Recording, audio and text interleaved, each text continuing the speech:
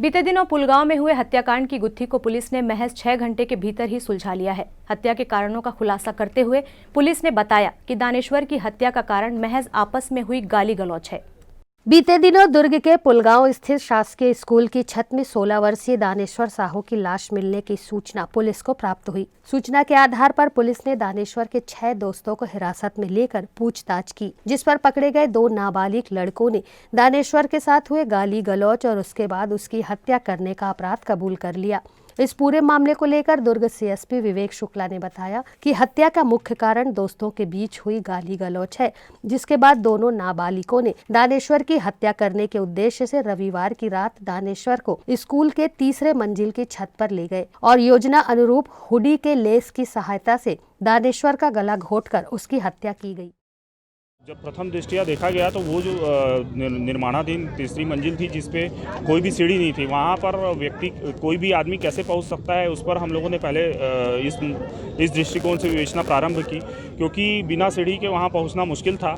और वहाँ पर जो आमतौर पर जो लड़के वहाँ जाते हैं वैसे लोगों को हमने अलग किया और जब बॉडी को देखे तो उसमें लगा कि ये हत्या का मामला जब प्रतीत हुआ तो उस आधार पर हमारा विवेचना शुरू हुआ। और जैसे मैंने बताया कि हम लोगों ने सबसे पहले ये देखा कि वहाँ कौन कौन युवक चढ़ता है।